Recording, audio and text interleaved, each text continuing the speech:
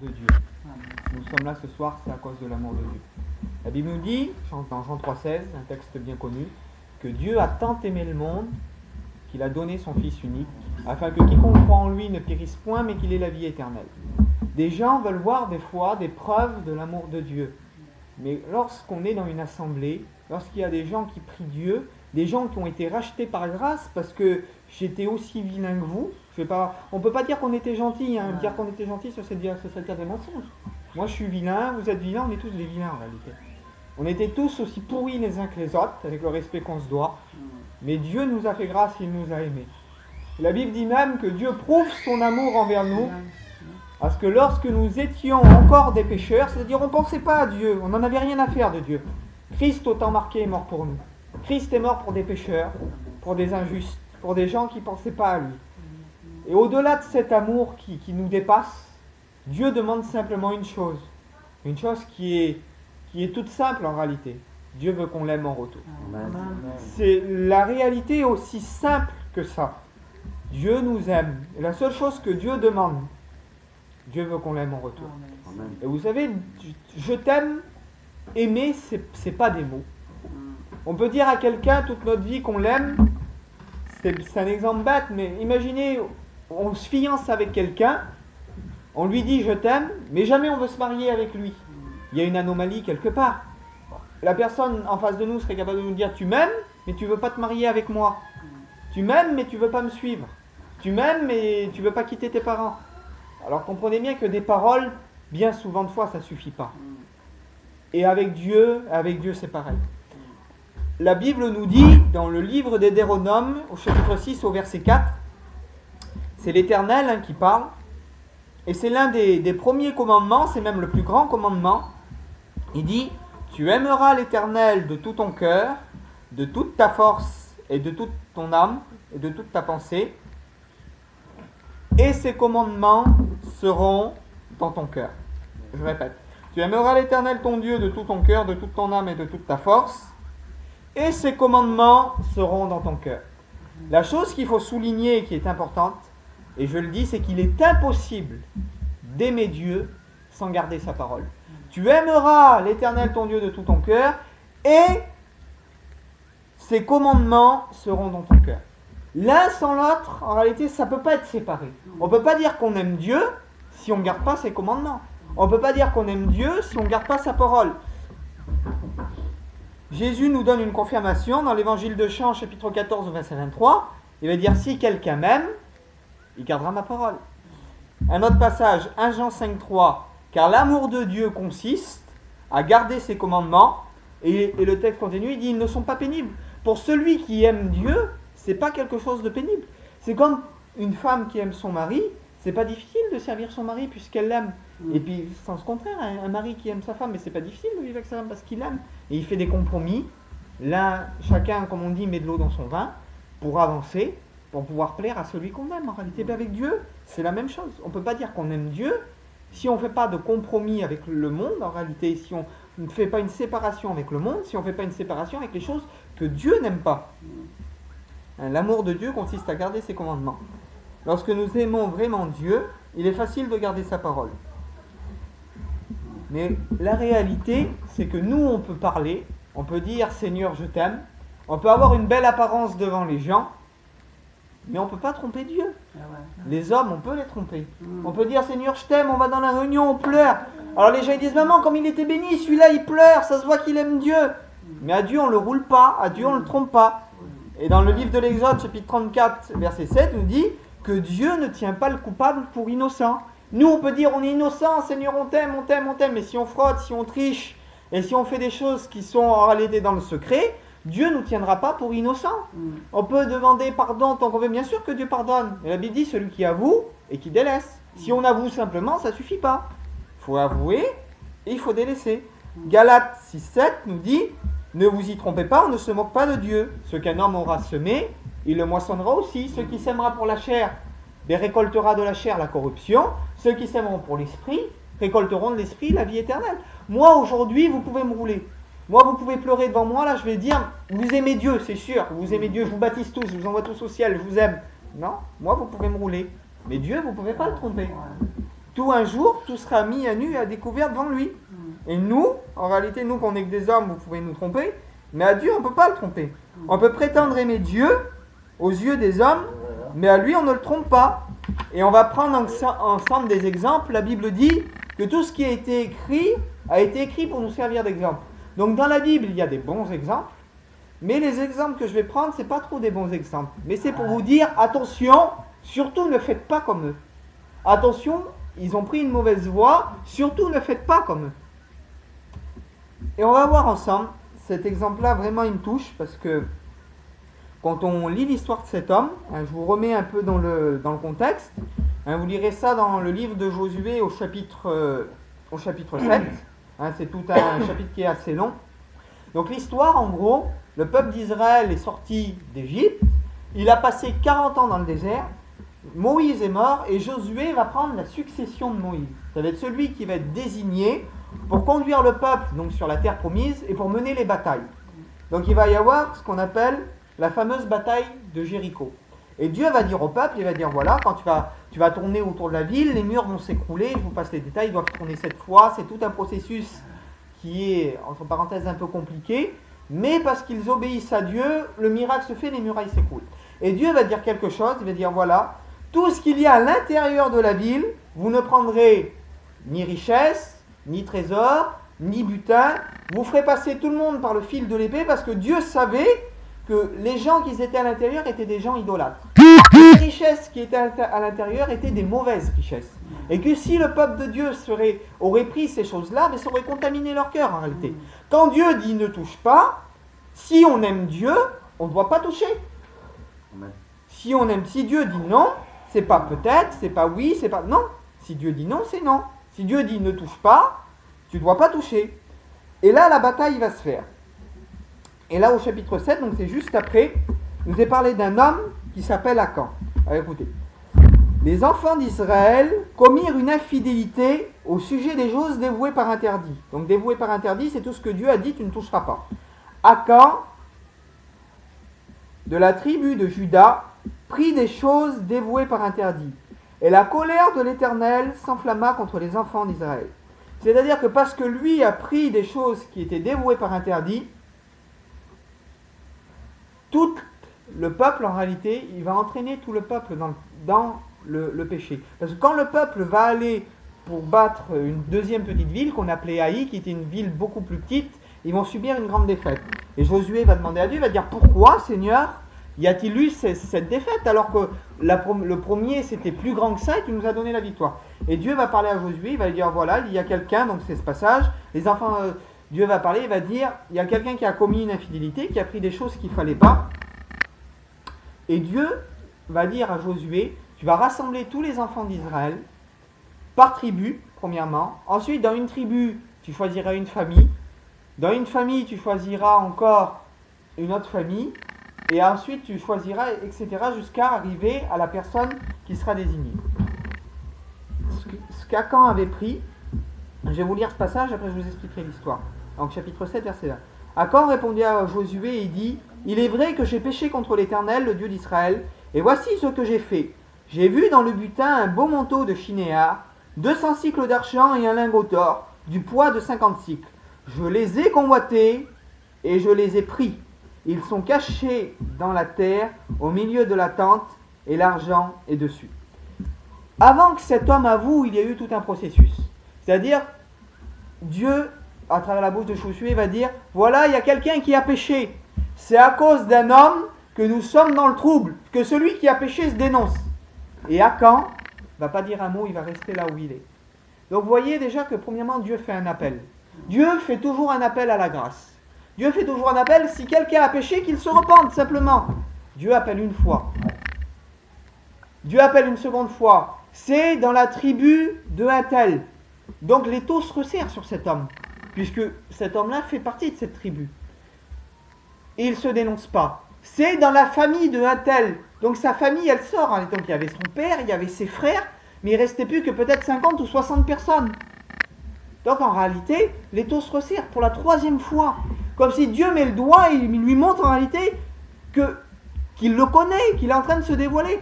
Et ce qui me choque, moi, c'est que cet homme-là, je crois qu'il faisait partie, il me semble, de la tribu de Juda. Comme je vous ai dit, c'est ça, il faisait partie de la tribu de Juda. Juda, c'est la tribu du règne. Alors, remettez-vous dans le contexte. Cet homme-là, il fait la bataille de Jéricho. Il remporte la victoire. Quand il a erré 40 ans dans le désert, ça devait être certainement un enfant, parce que la Bible nous dit que ceux qui étaient plus âgés, ils n'avaient pas un cœur assez pur pour entrer en Israël, ils sont tous morts. Et c'est la génération qui est née dans le désert qui a pris possession de la terre promise. Mais pour vous dire que ce jeune homme-là, il a vu la manne descendre du ciel.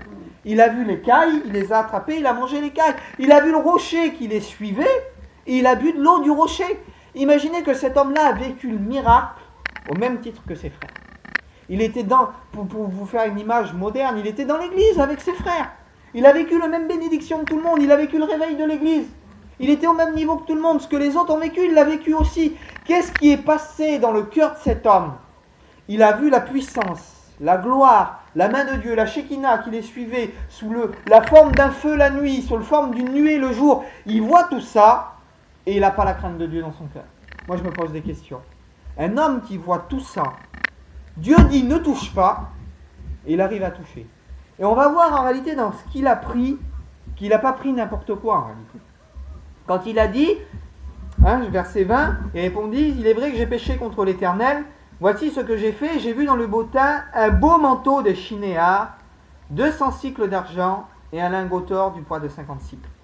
Et nous voyons dans la parole de Dieu que ce manteau de chinéar là, c'était pas n'importe quoi. C'était pas qu'un simple manteau, qu'une simple étoffe. Dans la Bible, le pays de Chinéar, premièrement, je vais vous citer le nom de cet homme-là, il s'appelait Akan. Akan veut dire celui qui est troublé. Et vous savez, quand un homme ou une femme commence à être troublé dans sa foi, c'est là qu'il ouvre une porte. Quand il commence à douter de Dieu, on peut douter de nous, vous savez. On peut douter de notre capacité à avancer, de notre force pour suivre Dieu. On peut douter que Dieu agisse peut-être au travers de nous. Mais de la rédemption de Dieu, de la croix, de ce qu'il a accompli, de son pardon et de ce que Dieu est capable de faire en nous, ça, on n'a pas le droit d'en douter. Parce que si on doute de ça, on bâtit notre vie sur rien. Si on commence à douter de ce que Dieu a fait, eh bien, il n'y a plus rien en réalité. Si on ne repose pas notre vie sur ce que lui a accompli, sur ce que lui a fait, il n'y a plus rien. C'est du vide, c'est du néant. La Bible dit qu'il tient l'univers dans le creux de ses mains. Si je ne suis pas capable de croire ça, eh bien, je n'ai plus rien à me rattacher en réalité. Et cet homme-là, c'était un homme, on voit à travers son nom, qui était déjà premièrement troublé dans sa foi. Et ce qu'il a convoité, il dit, je l'ai convoité et je l'ai pris. Tout comme Ève a convoité dans le jardin d'Éden, elle a convoité le fruit, l'ennemi a ouvert son cœur, en réalité il l'a séduit, elle a ouvert son cœur et puis elle l'a pris. Elle l'a convoité et elle l'a pris. La Bible dit que tout homme est attiré et amorcé par sa propre convoitise. Donc lorsqu'on est troublé, c'est là qu'on convoite. Il y a toujours un point de départ. Akan n'a pas pris n'importe quoi. Comme je vous dis, ce manteau de Chinéar, la première mention, Chinéar était un pays. C'était un pays, Chinéar. Et la première mention de Chinéar, c'était là où s'était construite la tour de Babel. C'était ce pays-là, Chinéar. Là où les hommes ont voulu se rebeller contre Dieu. Parce que la tour de Babel, c'était Nimrod, qui est le premier type de l'Antichrist. Et Nimrod a dit, faisons-nous un nom. Il a voulu s'élever au-dessus de Dieu, en réalité. Il a voulu être plus grand que Dieu. Et pourquoi il a dit, faisons-nous un nom? Parce que nommer quelque chose dans la Bible, c'est un principe fondamental.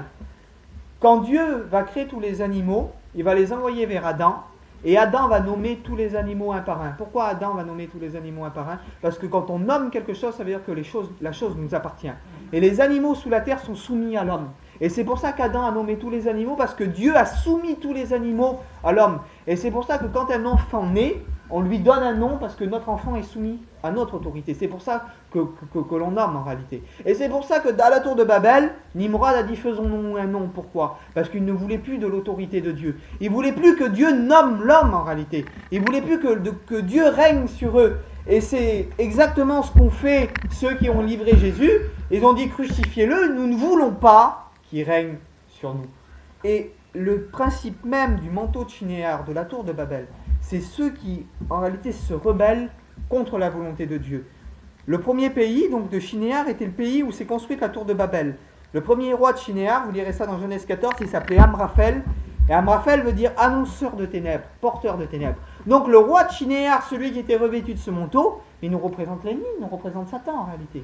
Ni plus ni moins. Le mot Chinéar a une portée prophétique Il veut dire le pays des deux fleuves. Le pays qui est séparé, le pays des deux fleuves. Et qu'est-ce qu'il nous est dit dans la parole de Dieu?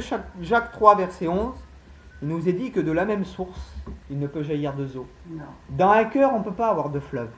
Dans une vie chrétienne, dans une vie, à cette époque-là, c'était le judaïsme qui naissait, c'était la Torah, la parole de Dieu. Mais on ne peut pas avoir un cœur partagé. On ne peut pas avoir deux fleuves dans notre cœur, c'est pas possible. De la même source, il ne peut pas jaillir de l'eau douce et de l'eau amère. Il ne pouvait pas prétendre, ce garçon-là, à Caen, il ne pouvait pas prétendre aimer Dieu et avoir un cœur partagé. Il ne pouvait pas prétendre aimer Dieu et être troublé, avoir une foi moitié-moitié en réalité. Et ce soir, on se remet tous en question face à la parole de Dieu. Est-ce que des fois, on ne combatte pas ce manteau de chinéar là? Est-ce qu'on ne met pas, comme on dit, un peu d'eau dans notre vin, mais pas de la bonne eau, hein, de l'eau croupie, de l'eau de l'ennemi là qui viendrait pour semer la zizanie, pour nous faire douter? Mais ça, je peux me permettre de faire ça. Et puis ça, c'est pas si grave. Et je peux me permettre telle ou telle chose. Et puis on se met à être entre deux. À avoir, comme on dit, un pied dans la rigole et un pied sur le trottoir. Et qu'est-ce qu'il dit au travers la bouche du prophète Élie au peuple d'Israël? Il dit: jusqu'à quand clocherez-vous des deux pieds? Ou marcherez-vous des deux côtés? Jusqu'à quand? D'ici l'Éternel est Dieu, soyez avec Dieu. Maintenant, si Baal est Dieu, soyez avec Baal. Mais cet homme-là, il était dans le peuple de Dieu, mais il avait son cœur qui était ailleurs.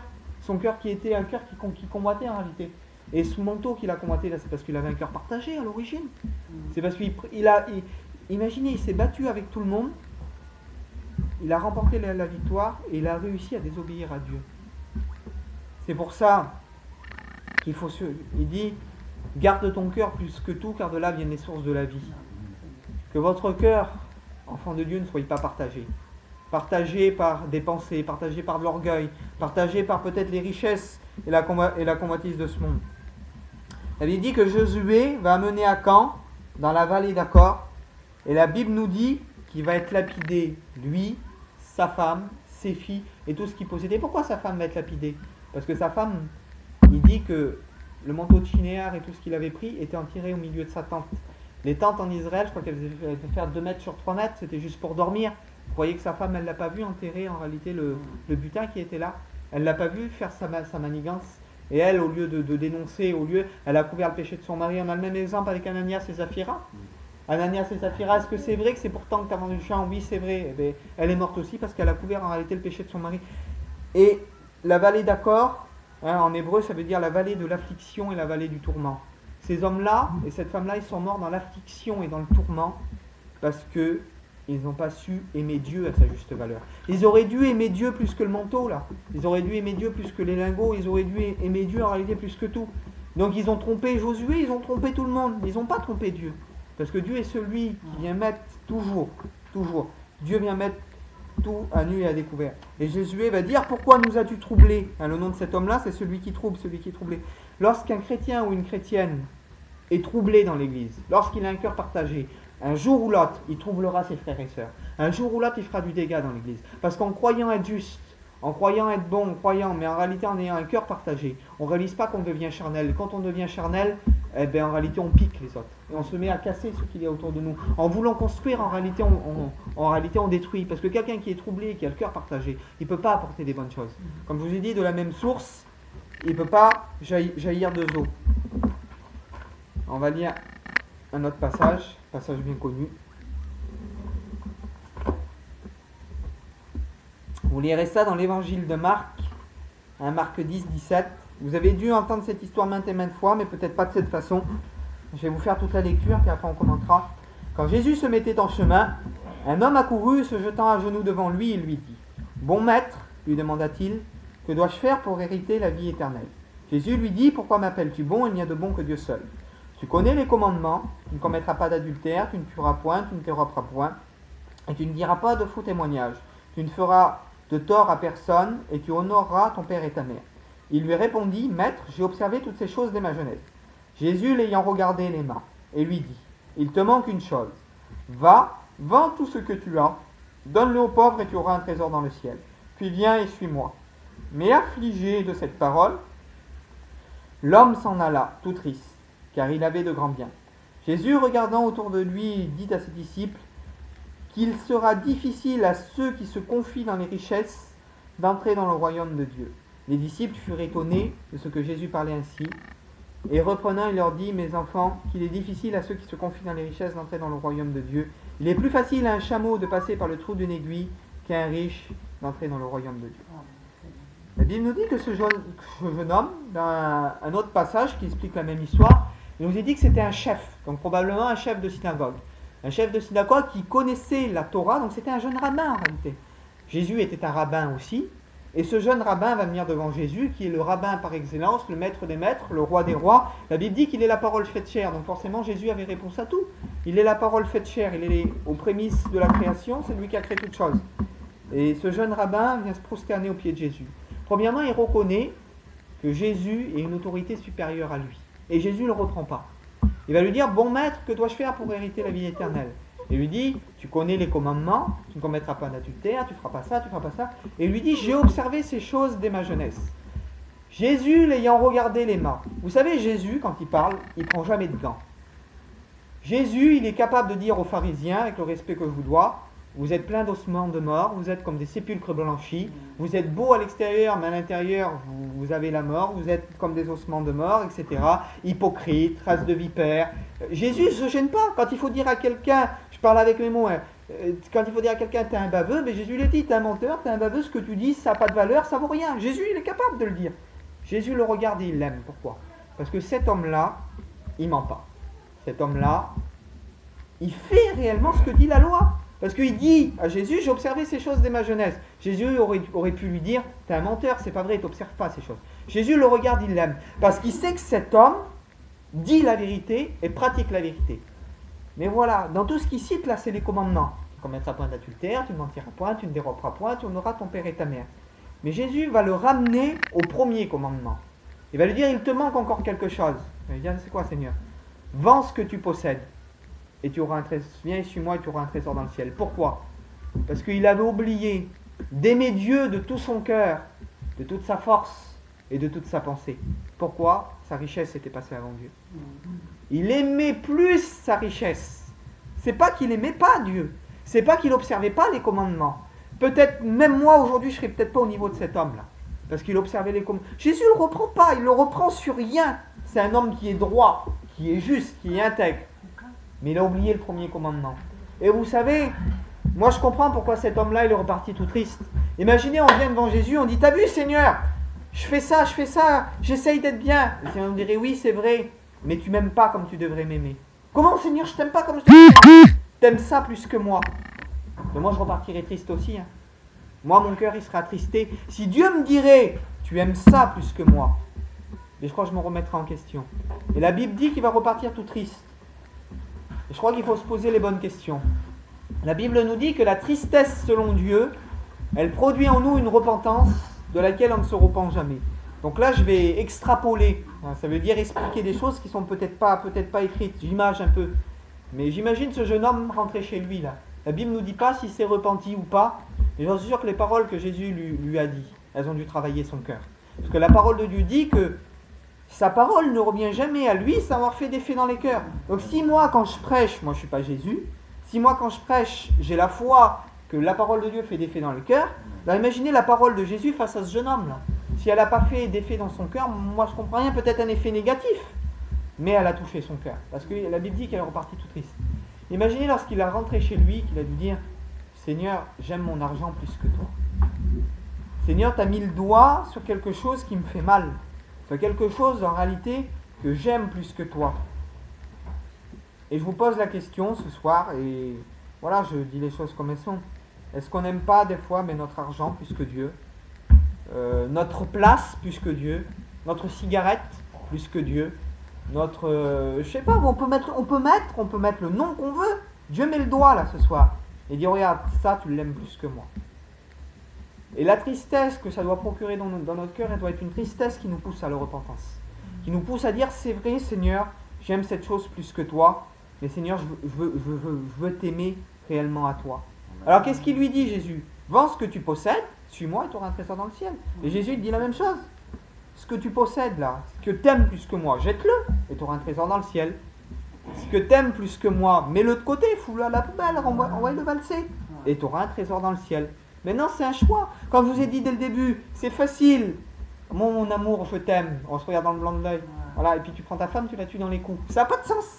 Avec Dieu, c'est pareil. Mon Seigneur, je t'aime. Oui, mais t'aimes ça plus que Dieu, ça n'a pas de sens. Ça n'a pas de sens. Tu peux dire à Dieu que tu l'aimes. Mais Dieu, vous me connaissez, je suis franc quand je parle. Dieu en a rien à faire de tes belles paroles. Excuse-moi de te le dire. Dieu en a rien à faire de nos belles paroles. Dieu, ce que Dieu veut, c'était ça. N'aimez pas en parole, il le dit le Seigneur. Petit enfant, n'aimez pas en parole, mais en action et en vérité. Amen. Si on aimerait qu'en parole, eh bien on resterait des religieux. Beaucoup trop de religieux. Seigneur, je t'aime. Seigneur, quand il sonne dans les maisons le matin, ils massacrent les petites vieilles. Seigneur, je t'aime. Et c'est vrai, ils prennent des fortunes, ils massacrent les petites vieilles. Et Seigneur, je t'aime. À la réunion, c'est les plus belles prières. Non, Dieu n'a rien à faire de ça. Ce que Dieu veut, c'est des actes. Des actes dans des choses cachées, des actes dans le secret. Amen. Dieu en a rien à faire des mots. Ce que Dieu veut. La Bible dit qu'on reconnaît l'arbre à son fruit. Donc les mots, à un moment, Dieu en a assez des mots. Dieu veut des prises de position.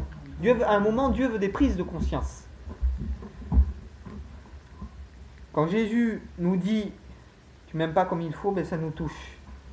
Tout le monde doit se sentir concerné, car en réalité, c'est un danger pour tout le monde. Il n'y a pas que ce jeune homme-là. Tout le monde, en réalité, peut tomber en réalité dans ce piège. Regardez ce qu'il nous dit. Paul, il va avertir son jeune disciple, qu'on appelle Timothée, et écoutez ce qu'il va lui dire. Donc vous lirez ça dans deuxième épître de Timothée, au chapitre 3. Sache que dans les derniers jours, je pense qu'on y est déjà depuis un moment, il y aura des temps difficiles. On n'a pas vu la fin. Car les hommes seront égoïstes, amis de l'argent, fanfarons, hautains, blasphémateurs, rebelles à leurs parents, ingrats, irreligieux, insensibles, déloyaux, calomniateurs, intempérants, cruels, ennemis des gens de bien, traîtres, emportés, enflés d'orgueil, aimant le plaisir plus que Dieu. Et le verset juste en dessous, ayant l'apparence de la piété, mais en reniant ce qui en fait la force. Éloigne-toi donc de ces hommes-là. Donc, écoutez la nuance. Aimant le plaisir plus que Dieu, virgule, ayant l'apparence de la piété, et en reniant ce qui en fait la force. Ce qui, en réalité, l'apparence qu'ont ces hommes, qu'est-ce qui fait la force de la piété? Vous savez que la piété, c'est rechercher ce qui est saint, rechercher ce qui est bien. Beaucoup d'hommes dans le monde peuvent prétendre, en réalité, avoir de la piété. Je ne suis pas là pour juger, mais quand on prend Mère Teresa, par exemple, c'était une femme, elle a fait beaucoup d'œuvres. Beaucoup d'œuvres, elle a eu une grande piété. C'était une femme qui a fait beaucoup de bonnes choses. Mais après, moi, je n'étais pas dans son cœur. Ce qui fait la force de la piété, est-ce qu'elle l'a fait parce qu'elle aimait Dieu, ou est-ce qu'elle l'a fait pour être vue des hommes? Ça appartient à Dieu. En réalité, moi, je ne peux pas le savoir. Mais ce qui fait la force de la piété d'un homme, aimant le plaisir plus que Dieu, ayant l'apparence de la piété et reniant ce qui en fait la force. Ce qui fait la force de la piété, c'est l'amour qu'on a pour Dieu. Amen. Et on a la preuve écrite. Qu'est-ce que nous dit 1 Corinthiens 13? Et là, on a la réponse. Qu'est-ce qui fait la force de la piété? Beaucoup d'hommes peuvent faire des bonnes œuvres en réalité. Mais qu'est-ce qu'il dit 1 Corinthiens 13? Quand je parlerai la langue des hommes et des anges.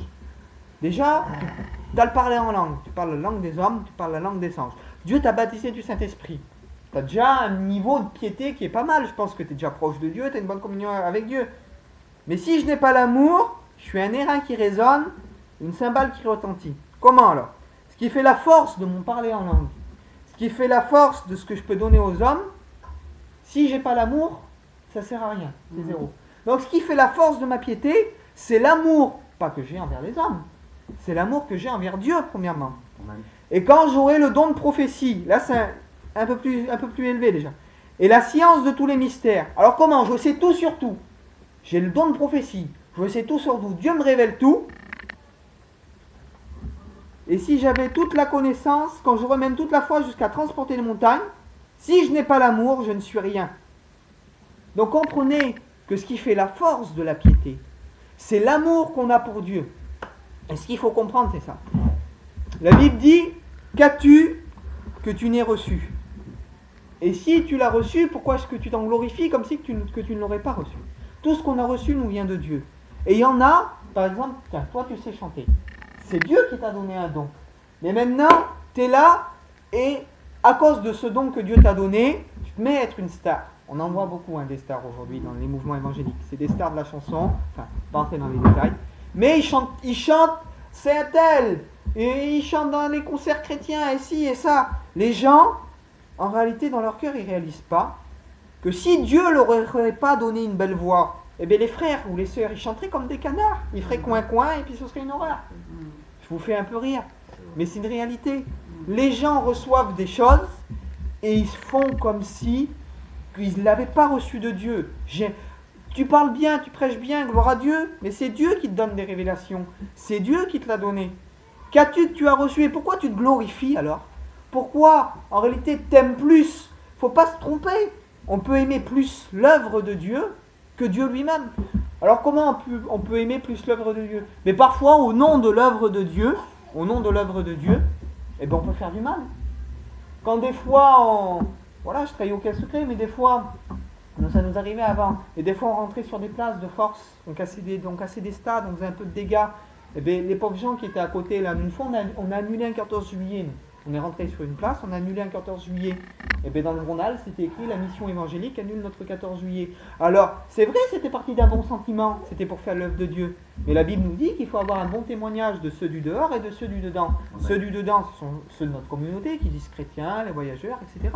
Mais ceux du dehors, ben, ce sont les sédentaires, ceux qui ne sont pas chrétiens, ceux qui nous entourent. Alors, pour privilégier ceux qui sont chrétiens, pour voir des fois la pelouse un peu plus belle, ou pour avoir la place un peu plus belle, pour avoir un peu de monde, eh bien, on annule le 14 juillet d'un pays, on fait des fois un peu de dégâts, et on va aller toquer aux portes et leur dire à ces gens-là que Jésus les aime. On va aller leur dire, le Seigneur peut vous sauver, le Seigneur il vous aime. Mais que diront ces gens en réalité? Mais ils diront, c'est bien, mais au nom de l'évangile, eh bien, vous annulez notre 14 juillet, vous cassez notre stade, et dit, c'est ça l'évangile, c'est ça la Bible. Prenons garde aujourd'hui de ne pas aimer l'œuvre de Dieu plus que Dieu, parce qu'on aura des comptes à rendre. Prenons garde avec la manière avec laquelle nous bâtissons, la manière avec laquelle nous faisons en réalité. Pour privilégier certains, eh bien on en casse d'autres. Pour privilégier ceux qui pensent comme nous, ben on brise en réalité ceux qui sont autour de nous. Mais c'est pas ça que Dieu nous a appelés. Dieu nous a appelés à aimer tout le monde pareil en réalité, à ne pas faire de favoritisme. Si je n'ai pas l'amour, je ne suis rien. On peut avoir une piété extrême, une piété ultra élevée. Mais si on ne le fait pas parce qu'on aime Dieu, si notre intérêt passe avant Dieu, ou si en réalité notre intérêt ou notre ministère passe avant les âmes qui nous entourent, avant le respect d'autrui, avant le respect de la loi, avant le respect d'autrui, ben en réalité c'est qu'on n'a rien compris. Parce que la Bible nous dit la Bible va loin, le Seigneur Jésus il va loin. Si je cite les paroles de Jésus, écoutez, Jésus il dit, si ton ennemi, il dit, veut faire un stade avec toi, c'est-à-dire, à cette époque-là c'était une coutume romaine, des fois il y avait des Romains, comme Israël était sous l'emprise des Romains, les Romains monopolisaient les Juifs, certains Juifs, pour dire, tu vas prendre ça, tu vas le porter pendant 1 kilomètre. C'est ça que ça voulait dire. Si ton ennemi veut te prendre pendant un stade, il veut te faire porter quelque chose pendant 1 kilomètre. Mais Jésus dit, toi, fais-en 2 avec lui. Alors comment Dieu, il nous dit d'être quelque part esclave de la société dans laquelle on est. Mais aujourd'hui, à cause de nos coutumes, à cause de notre mentalité, eh ben on écrase la société, nous, parce que nous, on est mieux que la société. Alors bien sûr, quand ça ne nous fait pas pécher, on ne va pas accepter le mariage pour tous, comprenez bien. On ne va pas accepter le péché. Mais il y a des choses maintenant qui sont logiques. Et des fois, nous, on tord les choses pour notre bien-être, en réalité. Alors Jésus nous dit que même nos ennemis, on doit être capable de leur donner, en réalité, notre vie. Et des fois, moi j'en ai vu, pour rentrer sur des places, on prend le maire, on le tient, on le sature. Allez-y, passez les campings, puis ça fait des dégâts terribles. On ne réalise pas qu'en réalité, on s'est mis à aimer l'œuvre de Dieu plus que Dieu. Ah bien sûr, on sauve des âmes, mais vous savez, Dieu ne nous jugera pas au nombre d'âmes qu'on aura sauvées. Hein. Dieu nous jugera selon l'obéissance qu'on aura eue à sa parole. Et puis c'est pour tout le monde pareil. N'avons-nous pas prêché en ton nom? N'avons-nous pas guéri les malades? On le répète assez souvent depuis un dernier temps. Mais parce que c'est une réalité. C'est une réalité. Et puis Paul le dit, j'ai même peur, moi, après avoir prêché aux autres, d'être moi-même disqualifié, d'être moi-même désapprouvé en réalité. Il ne faut pas se tromper, on ne peut pas aimer l'œuvre de Dieu plus que Dieu. Si je n'ai pas l'amour, je ne suis rien. Alors comment, si j'aime pas le gadjo, tu dois aimer tout le monde. Tout le monde, même tes ennemis, tu dois les aimer. Alors tu peux dire que tu as une piété, tu parles en langue, si tu n'as pas d'amour, c'est zéro, ça vaut rien. Pour Dieu, ça compte pas ça. Pour Dieu, ça compte pas. Les hommes mondains peuvent pratiquer la piété, comme je vous ai dit. Mais ce qui fait la force de la véritable piété, quand vous lisez tout le chapitre d'un Corinthiens 13, l'amour est patient, il est plein de bonté, il n'est point envieux, il ne se vante point. quand on lit tout le chapitre, on voit vraiment qu'est-ce qui donne de la force à notre piété. Parce que si on a une piété sans amour, on est comme les hommes religieux de ce monde en réalité, comme beaucoup. Et on ne va pas citer de religion, mais il y a certains papes qui ont de la piété, il y a certains évêques catholiques qui ont de la piété. C'est des hommes pieux, ils ne se marient pas, ils vivent que pour l'Église. Mais ils sont pieux, ces hommes-là. Maintenant, s'ils font ça, mais que leur amour n'est pas sincère pour Dieu, c'est Dieu qui juge, c'est pas moi, mais c'est pour vous faire comprendre que la piété est une chose, mais que si on n'a pas réellement l'amour que l'on doit donner envers Dieu, ça ne sert à rien. Dans la Bible, il y a une église qui va recevoir un blâme. Hop, je le laisse. Il va recevoir une réprimande de Dieu. C'est l'église, c'est l'église d'Éphèse. Éphèse veut dire, la racine du mot Éphèse en grec va dire ce qui est permis. Et cette église-là, elle se croyait tellement bien en réalité. Elle se croyait tellement être dans l'abondance, avoir tout compris, qu'elle se permettait des choses en réalité qui n'étaient pas permis. Le mot Éphèse veut dire celle qui se permet. Elle se permettait un peu tout et n'importe quoi. Et vous lirez donc son histoire dans l'Apocalypse, chapitre 2, écrit à l'ange de l'église d'Éphèse. Donc l'ange, c'est le serviteur, c'est le pasteur de l'église, parce que en grec, le mot angelos, il veut dire serviteur, messager, pasteur. Donc il écrit bien donc au messager de l'église d'Éphèse, celui qui est à la charge de l'église.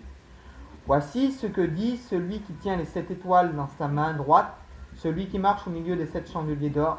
Je connais tes œuvres. Donc on revient encore une fois que Dieu connaît tout, on ne peut rien y cacher. Je connais ton travail, ta persévérance. Je sais que tu peux ne supporter les méchants, que tu vas éprouver ceux qui se disent apôtres et qui ne le sont pas. Donc cette église, elle a une bonne piété. Dieu dit qu'il connaît ses œuvres. C'est une église qui marche dans la persévérance. C'est une église qui peut supporter les méchants. C'est une église qui éprouve ceux qui se disent apôtres et qui ne le sont pas. Donc la piété de cette église-là, elle est quand même à un niveau, elle ne se laisse pas berner comme ça. Elle ne se fait pas rouler dans la farine. Le pasteur qui est là-bas, c'est un bon pasteur. Les chrétiens sont des bons chrétiens. Ils ne se font pas rouler dans la farine. Ils essayent d'être droits. Ils cherchent, ils essayent de reconnaître ceux qui ne sont pas vraiment apôtres. Et que tu les as trouvés menteurs. Que tu as de la persévérance. Que tu as souffert à cause de mon nom. Et que tu n'es point lassé.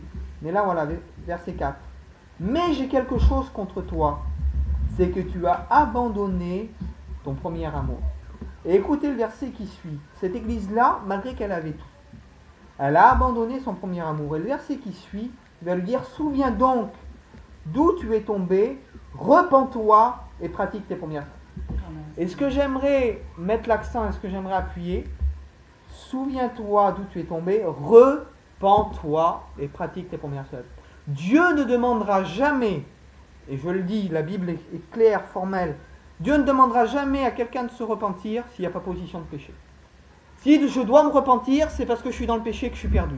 Si je ne suis pas perdu, je n'ai pas besoin de me repentir. Alors comment?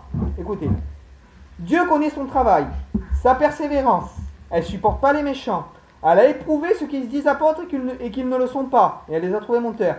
Elle a de la persévérance, elle a souffert à cause de son nom, elle ne s'est pas lassée. Je m'arrête là, j'envoie cette église-là au ciel, parce qu'elle est au top. Entre vous et moi, elle sait reconnaître les faux docteurs.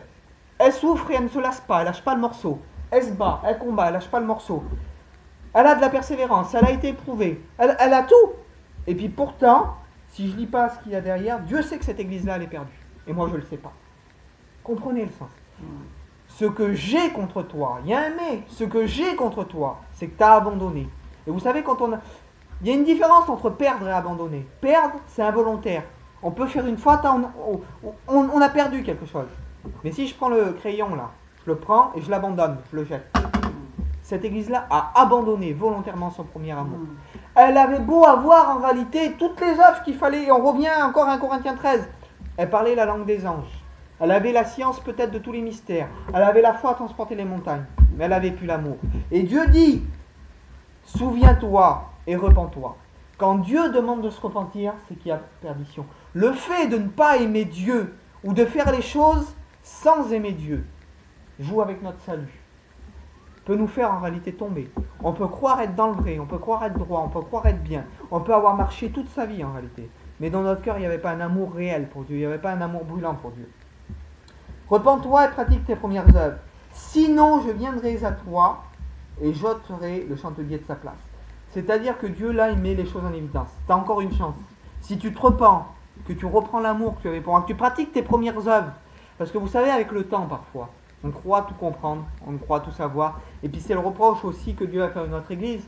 Il va lui dire parce que tu dis, je suis riche et je n'ai besoin de rien, je me suis enrichi. Mais tu ne sais pas que tu es pauvre, misérable, aveugle et nu. Et des fois on est comme ça et on ne le sait pas. On croit qu'on est riche, on croit qu'on s'est enrichi. Et les mouvements spirituels aussi, aujourd'hui c'est ça, ils croient qu'ils sont riches, qu'ils n'ont besoin de rien, qu'ils ont besoin de personne. L'autosuffisance parfois des pasteurs. Moi j'ai besoin de mes frères, j'ai besoin de mes sœurs. Moi j'ai besoin de vous, comme vous avez besoin de moi. Aujourd'hui les gens ils sont autosuffisants. Je suis le pasteur, je suis le gourou et j'ai autorité sur tout le monde. Non, le pasteur avant tout c'est un frère. Le pasteur est celui qui prend la main des brebis et qui avance ensemble. Maintenant si moi je viens vers vous là avec une règle, que je vous tape sur les doigts, que je vous dis il ne faut pas faire ça, hein, faut pas faire ça. Hein. Dieu n'a jamais marché comme ça. Jésus n'a jamais marché comme ça. Attention, en ce qui concerne le péché, si quelqu'un pêche, je vais être capable de le reprendre. Mais maintenant, aujourd'hui, il y a des choses qui ne touchent pas au péché. On impose des choses aux hommes qui ne touchent pas au péché. Et le passage, il le dit, vous avez fait de l'évangile, il dit, des choses humaines, ne goûte pas, ne fais pas, ne touche pas. Il dit précepte, il dit, qui par l'usage deviennent pernicieux. Aujourd'hui, on impose des choses aux hommes qui ne sont pas réellement écrites dans la parole de Dieu, qui tiennent de coutumes, qui tiennent de traditions, qui tiennent de mode de vie, qui tiennent de mode de pensée. Il ne faut pas parler comme ça, il ne faut pas s'habiller comme ça, il faut pas aller là. La Bible dit pudeur et modestie pour la tenue. Si c'est pudique et si c'est modeste. Alors aujourd'hui, moi ce qui me choque, et puis tant pis je mets les pieds dans le plat, alors on parle de la pudeur pour les femmes, il faut s'habiller comme ça, et la jupe trop courte, et la jupe trop longue. Mais on ne parle pas de la modestie. Il y a des femmes, ils viennent avec des foulards à 300 € sur la tête. Mais la modestie, on n'en parle pas. Ils ont les écussons là, ils sont comme ça, les marques, les Weston, à 300 ou 400 €. Alors on va parler de la pudeur pour les femmes. Hein. Mais les frères, votre modestie, elle est où dans la parole de Dieu? Parce que la Bible dit pudeur et modestie. Avec la paire de chaussures que tu portes là. L'autre, il peut manger pendant 2 semaines avec les 400-500 € que ta paire de chaussures. Et toi, tu viens, tu te pavanes, tu fais le pain. Avec tes contrefaçons, tes sites. Non. On parle de choses et on ne parle pas d'autre chose en réalité. Parce que tu dis que tu es riche, que tu n'as besoin de rien, que tu t'es enrichi. Il faut revenir aux sources. Il faut revenir aux sources, à l'essentiel. Et aujourd'hui, moi, je me bats avec vous. On se bat ensemble pour rester dans les sources, pour rester dans l'essentiel. Parce qu'aujourd'hui, les gens, hein, à cause de leur succès, à cause du nombre, à cause de tout ça, les gens partent trop loin. Les gens partent trop loin, ils ne restent pas en réalité à l'essentiel. Ils ne restent pas à la source. Ils ont fait de l'évangile, dit des principes humains, ne goûte pas, ne fais pas, ne touche pas. Alors pour l'autre, c'est ça, pour l'autre, c'est le cinéma, pour l'autre, c'est ça, pour l'autre, c'est ça. Et puis il faut se plier à des lois d'hommes qui n'ont même aucun rapport en réalité dans la parole de Dieu, qui n'ont aucun rapport dans la vie. Alors comme on dit, ils filtrent le chameau, ils filtrent le moucheron, mais ils avalent le chameau. Alors, comme je disais tout à l'heure, on est capable des fois, la tenue vestimentaire, le ci, le là, mais pour aller travailler le matin, on est capable d'escroquer une vieille et on n'a aucun remords. Ils n'ont aucun remords, ces gens-là. Ils sont capables de mentir, ils sont capables de faire certaines choses, mais dans la réunion, par contre, ils sont droits. Que Dieu garde notre Église, que Dieu nous garde de pas devenir comme ça. Parce que le monde dans lequel on est appelé, c'est ça. Aujourd'hui, c'est un évangile de facilité. Dieu pardonne, alors je peux faire tout. Le roi David a commis l'adultère, je peux commettre l'adultère. Alors Dieu pardonne, il est permis de tomber. Alors je tombe, je me relève, je tombe, je me relève, et puis je vis un peu comme je veux. Mais la Bible dit que c'est pas comme ça. Conclusion, Proverbe 28-13. Celui qui avoue et qui délaisse obtient miséricorde. Alors, quand on prend tous ces points que je vous ai énumérés, même moi le premier, je me dis, Seigneur, je ne suis pas arrivé. Seigneur, peut-être je t'aime pas comme je devrais t'aimer. Peut-être je ne suis pas à la hauteur, peut-être qu'il y a plein de choses qui m'empêchent. Donc comme je vous dis, celui qui avoue, qui délaisse obtient miséricorde. Mais il y a un seul verset. Et ce verset-là va vous donner du courage et il va tout renfermer. Parce que si je m'arrête là, vous comme moi, on est mal barré. Hein. Vous comme moi, on n'est pas à la hauteur. Hein. Romains 5,5 nous dit que l'amour de Dieu est répandu dans nos cœurs par le Saint-Esprit. Maintenant, la réalité, c'est que pour vous comme pour moi, c'est impossible d'aimer Dieu comme on doit l'aimer. Pour vous comme pour moi, c'est impossible de faire réellement ce que Dieu attend de nous. Mais maintenant, on a le droit de dire, Seigneur, ton amour est répandu dans mon cœur par ton Saint-Esprit. Et je veux que cet amour qui descend du ciel vienne dans mon cœur pour que je puisse t'aimer. Pour que je puisse obéir à ta parole. Pour que je puisse marcher comme toi, tu veux que je marche. Pour que je puisse être comme toi, tu veux que je sois. Pour que je puisse délaisser peut-être comme ce jeune homme riche qui avait des choses qu'il aimait plus que toi. Mais Seigneur, que l'amour de Dieu qui est répandu dans mon cœur par le Saint-Esprit puisse descendre. Et maintenant que je puisse t'aimer plus que ma cigarette, que je puisse t'aimer plus que mes convoitises, que je puisse t'aimer, Seigneur, plus que ma richesse, plus que mon argent, plus que mes idoles. Que je puisse t'aimer, Seigneur Dieu, plus que tout, que je puisse me repentir. Et réaliser, Seigneur, que de ne pas t'aimer, ou pratiquer ton œuvre de la mauvaise façon, mais peut me mettre en réalité dans un état de perdition, sans que je m'en rende compte. Donc j'aimerais qu'on prie le Seigneur ce soir, et qu'on soit tous confrontés ce soir. Ce soir, voilà, ça c'est un miroir. Et moi je me regarde dedans, et chacun de vous là, on se regarde tous là-dedans. C'est pas devant moi, hein. C'est un miroir ça. Et on se regarde tous. Et devant le miroir, qu'est-ce qu'on fait? J'ai une tache sur la joue là, je me mets devant le miroir, je prends le gant là, et puis je l'enlève. Voilà. La parole de Dieu c'est ça. Dieu met le doigt, pas pour dire, non, Dieu met le doigt pour dire maintenant présente-toi devant moi, demande-moi et nettoie ce qui ne va pas.